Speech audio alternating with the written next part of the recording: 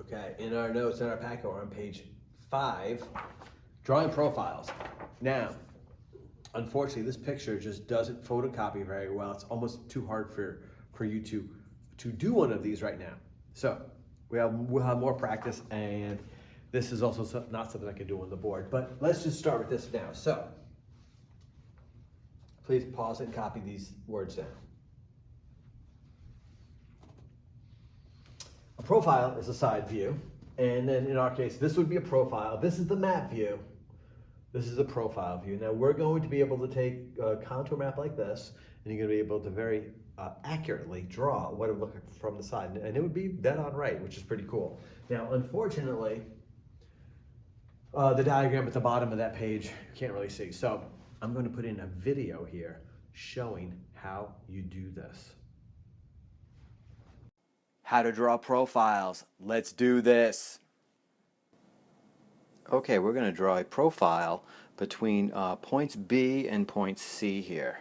So what you will need is a pencil, and you definitely want to use a pencil, and a piece of scrap paper. I have a small piece of scrap paper. And what you want to do is take your scrap paper and line it up along the line right there, on the line BC. Like that. Okay? And then everywhere you want to mark B and C. B and C. Okay, and then you want to write the value for them. So that's 550, and as you can see on there, these are in meters, and the contour interval is 10 meters. You usually will say that, and you're going to need that. So, and then mark the value there. 550 meters and 550, and now I'm going downward with it, and that's for a reason. And then what I'm going to do is every time a contour line crosses my paper, I'm going to make a little mark there, and I'm going to mark the elevation. So this, you got to determine, is this going uphill or is it going downhill? That's 550, that's 500, so, and they go by tens as it says right here, so that's 550, 540, 530, 520. So this is 540. It is common that people will think it's going uphill and write 560, and you know, that's going to be wrong. So you have that, and 540. Again, notice I'm writing it downward. The next one's right here. This is 540. That's downhill. 530. Okay. The next one's right there, and what you want to do sometimes is pull it away and realize that this 530 line goes all the way off and comes back. So this line is also 530. Another common mistake is writing 520 on that one. So this is 530 as well. And then the lines get really close together right there. So they have that's 540, but going back uphill, 540. That's 550. Okay. And then as the next one is C, and that's also 550. So what you'll have is a paper with a bunch of markings like this. And then on the bottom here, you're going to have this grid. And what you want to do is you're going to transfer the points here. So you want to line B and C up. They should match pretty exactly. And then you want to transfer points at these elevations. So you want to go like this. Slide it up here to about there. And then this is 550. And we often use X's. X is really the best thing to do. Dots can be a little tricky. And then you want to slide it down, and right there, you want to be really accurate with this. And then I'm sliding down. This is 530 right there. And then this is also 530, so I don't have to slide it down anymore, right there. And then the next one's 540, so I slide it back up. X. Next one is 550 right there. And then C is also 550. So now you have a bunch of X's that you've transferred over to your grid here. Now, the key thing is you want to connect them now with a line. And before we do that, I want to ask this question. In the real world, when you see a hill or a mountain from the side, what does it look like? Does it look like A, or does it look like B? It looks like B generally. That's the profile of mountains for the most part. Some rare cases it looks like that, but overall it looks like B, and that is how you need to connect your points. So that is very important, and a lot of people That's where they get it wrong. So what you want to do is you want to go right through all the X's here like this, and through this one. And now I want to go down. I want to go below 530 for the rounded. This is like a river valley here, or a stream valley. But I don't want to touch 520 because it doesn't go down. I'll go like this, make it clear. Go back up, make sure I'm going through my X's. And now 550 here, it goes over 550 a bit, doesn't touch 560. And there you go. And that's the profile from B to C. That's what this would look like from the side. Right here, if you were looking here, here's that stream valley of Woodland Brook, and then here's sort of this little uphill section here, rounded hill. So that's how you draw profiles. I'm Mr. Gazza. Thanks for watching.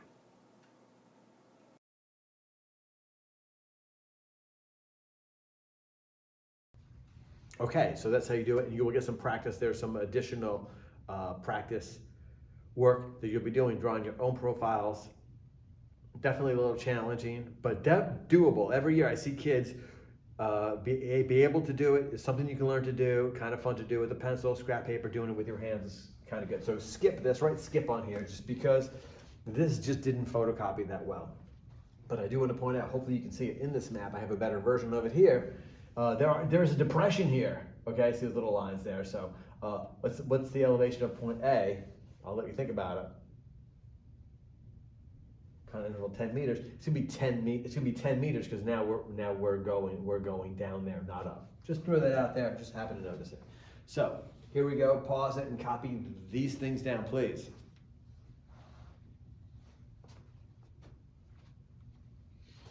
Okay, so I put this in there sort of just sections of the Earth. The hydrosphere. Think of the word I underline here.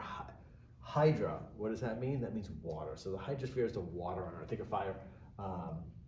Like a fire hydrant, for instance. You need to hydrate drinking water. So water covers about 72% of Earth's surface, and that's really oceans. Most of the water on Earth is salt water. It's oceans. Only a very little bit is rivers and streams. I do like to point this little fact out. The average depth of the ocean is 2 miles deep. That's average. So there are places that are way deeper. And that is about 10,000 feet deep. 10,000 feet deep, which is really hard to think about. Average depth of the ocean. We don't know a lot about the ocean floor. It's like the last frontier on Earth. It is very hard for us to explore 10,000 feet. A regular submarine cannot go down 10,000 feet. It would get crushed by all the water pressure. So there's a lot of things about the ocean floor that we haven't really been able to explore or see because we can't really get down there. So it's like the last frontier. There's this fun fact that I like to put out. It says, we as humans, we know more about the surface of the moon than we do about the ocean floor. Where do you go that? Pretty cool, right? Lithosphere, not a word people are generally used to. Litho means rock. Lithification means rocks forming. Lithosphere is the rock layer on the surface of Earth. And sometimes we call it the crust of the Earth is another way to call it. It can be anywhere, it goes down to sometimes it's, 15 miles deep, about 25 miles, 100 miles deep, but it's just across the Earth. It's not, lithosphere does not go all the way down to the center of Earth, the core of Earth. And the atmosphere is basically the air overhead. And that's something we all learn about, how the atmosphere changes as you go up, as you go up. At some point you're out of our atmosphere and you go into space. Luckily, we have our atmosphere and it contains something very important to you and I. When I go like this, what am I breathing in from the atmosphere that my body as a human really needs? And that is oxygen gas. And that is in our atmosphere, and we breathe it, and without it, we would not be able to live. So, and it goes up about 100 miles. It's not that clear of a real boundary to space, but beyond that, there's space. There's no oxygen in space. You can't breathe in space. Okay, so the shape of, please copy this down. The shape of the Earth is not a perfect sphere. This is the sort of small detail. So the oblate spheroid has a little small bulge at the equator, very small bulge at the equator. Now, once I say this, kids usually get this question wrong, but the bulge is so slight. It is really slight. Therefore, which is the best model of Earth? If you shrink it down to this size, which is really small on your paper, which would be the best model of Earth? answer is 2. And then oftentimes I had kids say, well, Mr. J, you said there was a bulge at the equator. All my teachers told me was a bulge at the equator. Yeah, it's so small, you can't even notice it, especially if it's that small. That. Know it. Next up, we're going to talk about the looking at like a globe and Earth, and we need a system to determine where we are. So what they've come up with is this sort of grid-like system. And there are called latitude lines and longitude lines. So the ones that go like this, they're called latitude lines, and they go around Earth. You can't see the other side there, but it goes all the way around Earth. That is a latitude line. And there's a whole bunch of that one, that one, that one, that one, that one. Notice my hand is staying real flat like that. Flat, lat, lat, flat. That's the way most students I've had remember it, as opposed to going up and down are longitude lines. So please write those in. Longitude lines go up and down like this. And so that's the longitude line. All of these are longitude lines. The prime meridian is a line of longitude. It's 0 longitude. So let's do a little more on this. So for instance, and the way we often draw it, that's the North Pole. North, south, east, west. We have yellow is, my question is that a latitude line or a longitude line? It's a latitude line. It is flat. And I don't have any numbers on this because we want to have the numbers in the north, south, east, west. I'll do some examples of that. So, oh, did that happen? Did that happen like that? Wow.